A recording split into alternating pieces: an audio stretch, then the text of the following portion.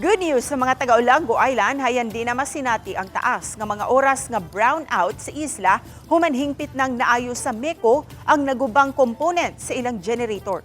Sukad sa ikaduhang simana ning buwan sa Disyembre, ubay-ubay sa mga taga-Olango Island ang may reklamo sa sunod-sunod nga brownout nga ilang nasinati nga malungtad gayud og pipila ka oras.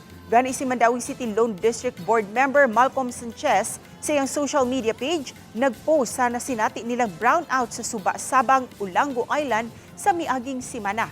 Din bugtong mga kandila lang ang miiwag kanila samtang nanihapon.